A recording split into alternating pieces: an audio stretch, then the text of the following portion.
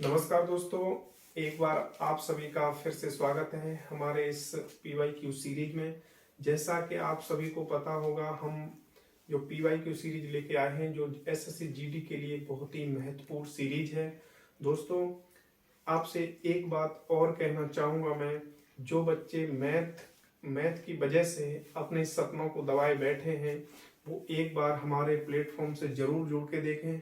दोस्तों, हो सकता है अभी आपको कम समझ में आ रहा हो, क्योंकि अभी हमने ना तो कोई चैप्टर की शुरुआत की, केवल बच्चों की डिमांड पर हमने SSC GD के केवल वही क्वेश्चन पुट अप किए हैं, वही क्वेश्चन लिए हैं जो आने की प्रबल संभावना है और वो आते ही आते हैं। चलिए दोस्तों, अब हम बिना किसी देरी के क्वेश्चन की शुरुआत करते हैं।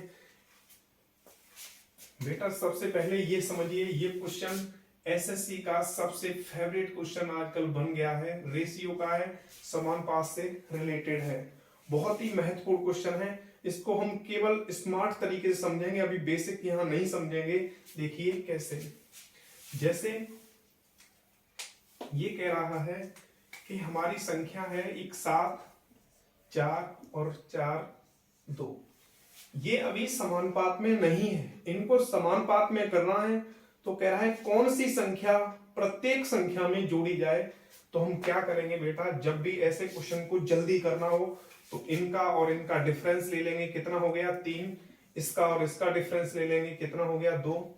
जो डिफरेंस आया है इस वाले डिफरेंस का, जो ये हमारा 4 और 2 का डिफरेंस आया है, इसका मल्टीप्लाई इस पहले वाले से करा देंगे तो 2 7 14 हो गया, और इसके डिफरेंस का इससे मल्टीप्लाई करा देंगे, ये 12 हो गया।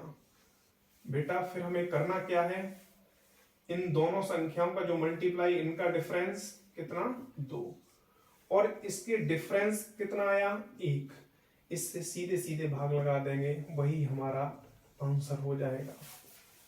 आपको समझ में आ गया होगा ये क्वेश्चन। अगर नहीं आया तो एक बार वीडियो बैक कर सकते हैं। दोस्तों चलिए हम दूसरे क्वेश्चन की तरफ चलते हैं। चलिए, कह रहा है यदि 52, 47, 20 और 19 में से प्रत्येक में से x घटा दिया जाता है तो इस प्रकार प्राप्त संख्याएं समानुपात में हो जाती हैं। तो x + 13 और x - 8 के मध्यानुपाती ज्ञात कीजिए।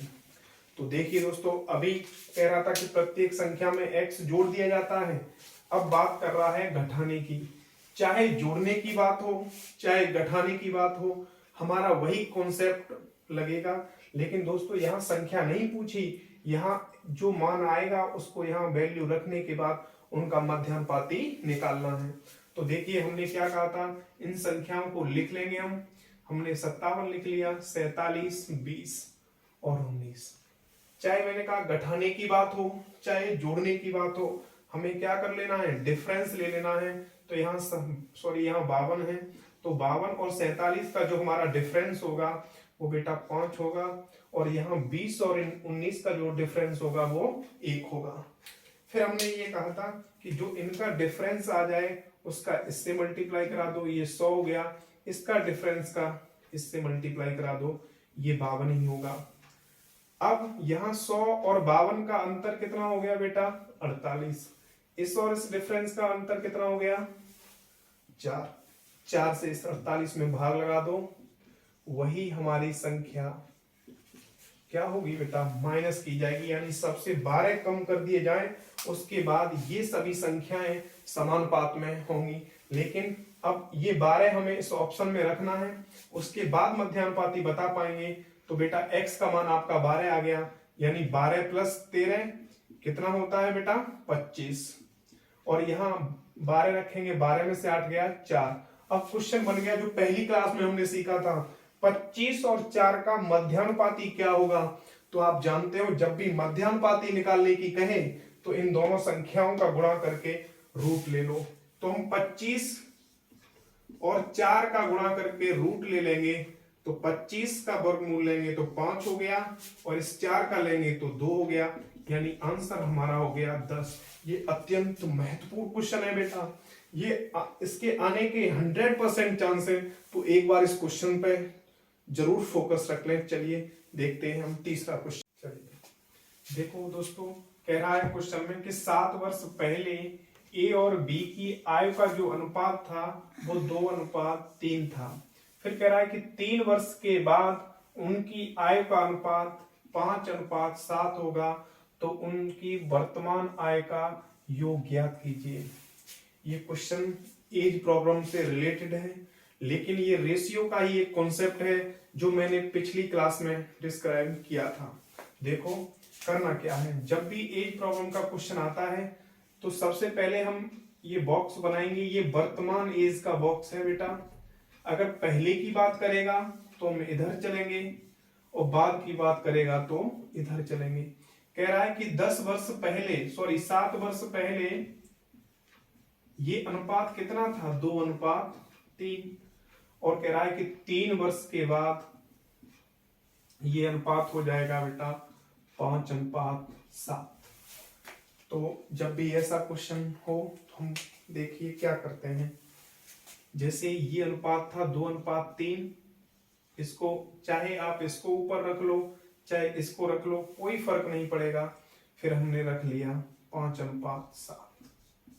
देखो बेटा, ये जब भी ये ए है और ये बी है, ये यहां से 7 वर्ष, दोनों की ही एज 7-7 वर्ष बढ़ेगी, और यहां से भी दोनों 3-3 वर्ष बढ़ेंगे, तब उसके बाद इनका रेशियो 5:7 होगा। इसका मतलब ये है कि 7 ये जोड़े गए और +3 ये जोड़े गए, तब उसके बाद ये रेशियो हमें मिला है।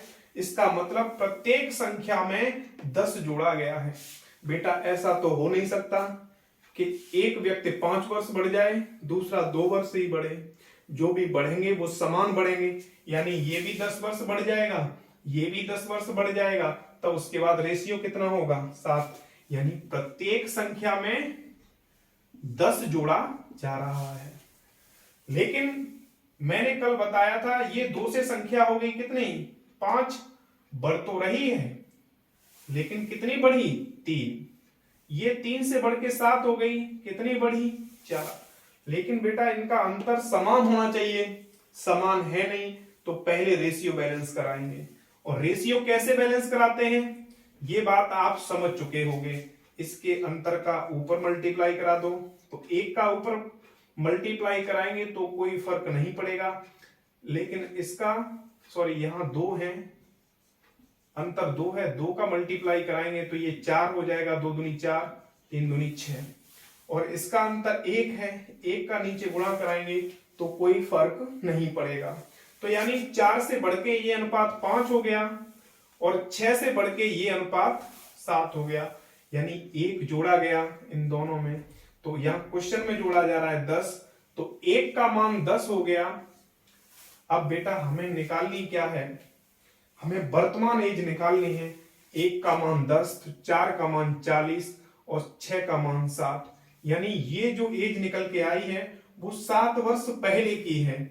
यानी ए इस समय यहां 40 का होगा, ये 60 का होगा, ये भी 7 वर्ष बढ़ जाएगा। वर्तमान में 40 का है, 7 वर्ष बाद 47 का हो जाएगा, ये 60 वाला 67 का हो जाएगा। तो इन दोनों की आयु का योग पूछा है, 114 होगा। आपको क्वेश्चन बहुत अच्छे से समझ में आ गया होगा। अगर नहीं आया हो तो वीडियो को आप पीछे करके देख सकते हैं। ये नेक्स्ट क्वेश्चन देखते हैं। ये बेटा सिक्कों की संख्या पर आधारित क्वेश्चन है। कह रहा है कि एक बैग में 50 पैसे, 25 पैसे और 1 रुपए के जो सिक्के हैं उनका अनुपात 5:8:1 है।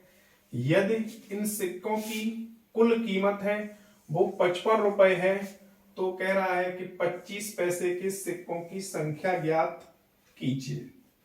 संख्या ज्ञात करनी है बेटा। तो देखो अब हमें ये क्वेश्चन करना कैसे है, इसकी क्या अप्रोच है वो देखते हैं। सबसे पहले आपको देखना है कि सिक्कों का प्रकार क्या क्या है। यानी 50 पैसे के सिक्के हैं और 25 पैसे के सिक्के हैं और 1 रुपए के सिक्के हैं।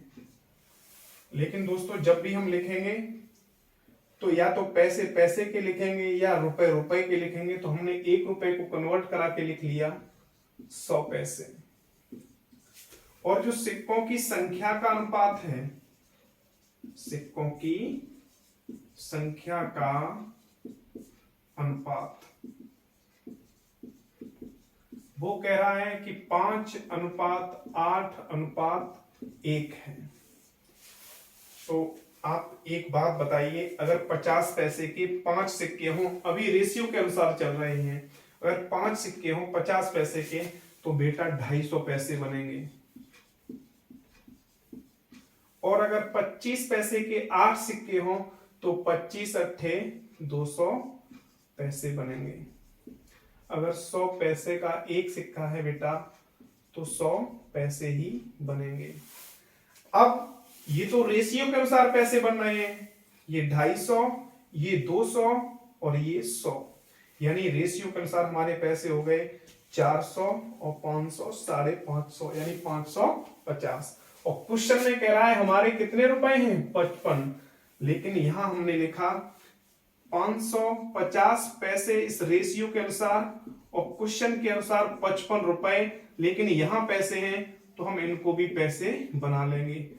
तो एक का मान निकालेंगे तो 550, या ऐसे कर सकते हैं सीधे सीधे, यहां से हम कैलकुलेशन करें तो 0 से 0 हट जाएगा, 55 से ये कितनी बार कट जाएगा, 10, यानी एक का मान बेटा 10 आ गया। और हमें पूछा है 25 पैसे के सिक्कों की संख्या, तो इसमें गुणा करा दीजिए 10 से, तो ये 80 हो जाएगा। लेकिन बेटा इस क्वेश्चन को हम अगर इस तरीके से नहीं करते, यानी केवल ऑप्शन पर फोकस करते, तब भी हमारा आंसर आ सकता था। यानी देखो 25 पैसे के सिक्कों की संख्या पूछी थी और रेशियो पे थोड़ा सा आप गौर करिए, यानी 50 के 5 सिक्के थे और 25 के कितने थे, 8, तो जो भी ऑप्शन है वो 8 से डिवाइड हो रहा होगा, तो एक ही ऑप्शन है 8 से डिवाइड होने वाला, 80, ये हमारा आंसर हो जाएगा। चलिए नेक्स्ट क्वेश्चन की तरफ, क्वेश्चन नंबर 5 पर चलते हैं। देखिए दोस्तों, इस क्वेश्चन में कह रहा है कि जब दो संख्याएं तीसरी संख्या से क्रमशः 30% और 50% अधिक हैं, तो दूसरी संख्या का पहली संख्या से अनुपात क्या है। तो देखिए बहुत ही आसान क्वेश्चन है, यहाँ 3 संख्याएं हैं और ये कह रहा है कि तीसरी संख्या से ये दोनों संख्याएं अधिक हैं। हमने तो तीसरी को मान लिया 100%, तो ये बेटा 30% अधिक होगी, तो ये होगा 130, और ये 50% अधिक है इससे, तो ये हो जाएगा 150। अब क्वेश्चन में ये पूछा है कि दूसरी का पहली से अनुपात क्या होगा, तो पहले दूसरी संख्या लिखनी पड़ेगी, बाद में पहली, तो 0 से 0 हट जाएगा, तो 15 और 13, ये रहा हमारा आंसर। चलिए अब क्वेश्चन नंबर हम नेक्स्ट की तरफ बढ़ते हैं। देखिए जब भी इस तरीके का क्वेश्चन आए, हालांकि मैंने ये क्वेश्चन पिछली क्लास में लिया था, ये बहुत ही महत्वपूर्ण क्वेश्चन है, ऐसे क्वेश्चन पूछे जाते हैं। हम ऐसे क्वेश्चन में क्या करते हैं, हमने बता दिया था कि पहले हम इन तीनों संख्याओं का एलसीएम ले लेंगे। 8, 5 और 4 का एलसीएम हमारा होगा बेटा 40। एलसीएम निकालने के बाद अब हमें ए का मान चाहिए। यहाँ ए के जो बगल में कोफिशिएंट में जो लिखा है उसका भाग एलसीएम से लगा दो। 4 का 40 से लगाएंगे तो ए का मान 10, और 5 का 40 से लगाएंगे तो बी का मान 8। ऐसे ही सी का जो बगल में लिखा है 8 से भाग लगाएंगे 40 में 5, तो ये हमारा आंसर रहा। ये बहुत ही इंपॉर्टेंट है बेटा, इसको सही से करके जाना, ये एग्जाम में पूछा जा सकता है। चलिए अगले क्वेश्चन की तरफ देखिए। यदि ए अनुपात बी अनुपात सी दिया है 1/4 रेशियो 1/3 रेशियो 1/2, और पूछा है ए अपॉन बी, बी अपॉन सी, सी अपॉन ए का रेशियो। तो बेटा सबसे पहले यहाँ देखना पड़ेगा, यहाँ हमारा रेशियो फ्रैक्शन में दिया है, पहले इनकी फ्रैक्शन हमें सॉल्व करनी पड़ेगी। जब भी रेशियो आपका फ्रैक्शन में दिया हो बेटा, तो क्या करो, जो हर में वैल्यू है उसका ले लो एलसीएम। तो 4 और 3 और 2 का एलसीएम कितना हो गया 12। तो जब भी रेशियो को हम निकालेंगे इसमें, तो 12 से क्या कर देंगे मल्टीप्लाई। 4 से काट दो ये 3, 3 से काट दो ये 4, 2 से काट दो 6, यानी ए बी सी का जो रेशियो आ गया 3:4:6। अब हमसे पूछा गया है ए बाई बी, ए का मान 3 है, बी का 4 है। रेशियो। बी का दिया है कितना बेटा 4 और सी का दिया है 6। सी का दिया है 6 और ए का दिया है बेटा 3।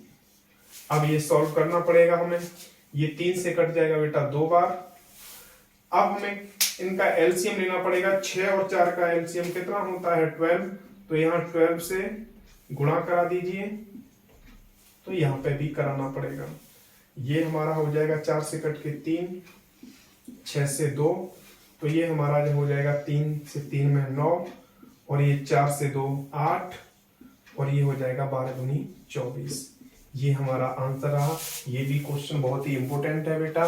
चलिए नेक्स्ट क्वेश्चन की तरफ देखते हैं। देखो बेटा, जब भी ऐसा क्वेश्चन आए तो तुम्हें कुछ नहीं करना। यहाँ x का मान कितना है 5, रेशियो के अनुसार 5, y का कितना है 7। बस पुट कर दीजिए इसमें x की जगह 5, तो 6 इंटू 5 माइनस। अब यहाँ y का मान कितना है 7, तो 7 लिख दो रेशियो। यहाँ 5 और x का मान कितना है 5 प्लस, अब 3 ये गए, y का मान कितना है 7, 7 रख दीजिए। तो ये हो जाएगा 6 का गुणा 5 से करेंगे 30, 30 में से 7 जाएगा, बचेगा 23 और यहाँ हो जाएगा 25 और 21 कितना हो जाएगा 46। ये 46 23 से कट जाएगा, 1 रेशियो 2 आ गया। ये बेटा हमारा आंसर रहा। चलिए अगले क्वेश्चन को देखते हैं। ये देखते हैं। देखिए इस क्वेश्चन में कह रहा है कि राजू पिज्जा का 3/8 भाग खाता है। मोहन शेष पिज्जा का 3/10 भाग खाता है। बेटा यहां शेष लग गया, ये बहुत ही महत्वपूर्ण है।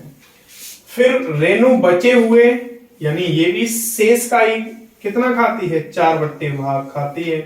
अब कह रहा है कि अब पिज्जा का कितना भाग शेष बचा है। हमें फोकस किस पे करना है, शेष पर। तो अब यहां पर हमने देखा 3/8 भाग है, तो 8 में से 3 उसने खा लिया, शेष कितना बचा 8 में से 3 खाने के बाद शेष 5 बचा। फिर मोहन ने 3/10 भाग खाया, यानी 10 में से 3 खा लिया। तो जब 3 खा लिया होगा तो बेटा बचा कितना होगा 7 बचा होगा। फिर जो बचा हुआ है उस पिज्जे का 4/7 भाग रेनू ने खाया, यानी टोटल अगर 7 है, 7 में से 4 खा लिया तो 3 शेष बचा। अब कैलकुलेशन करने के लिए इधर से इधर वाली वैल्यू अगर कट रही है तो काट लो, इनका मल्टीप्लाई यहां और 3 का 3 एकम 3, यानी ये कुल पिज्जा है और ये शेष बचा हुआ पिज्जा है। हम कह सकते हैं 3 बचा है, कितने में से 16 में से। तो यही हमारा क्या होगा बेटा आंसर होगा। बेटा आज की क्लास कैसी लगी आपको ये कमेंट में जरूर बताना। अगर आपको क्लास पसंद आ रही हो तो प्लीज एक बार लाइक जरूर कर देना, जिससे हमारा उत्साह बढ़े, हम आपके लिए डेली सीरीज लेके आए। और ऐसे बच्चे मैं फिर कह रहा हूं जो मैथ की वजह से अपने तैयारी को छोड़े बैठे हैं, वो एक बार जरूर हमसे जुड़े। बहुत ही बहुत धन्यवाद। चलिए हम अगली क्लास में मिलेंगे। Bye bye.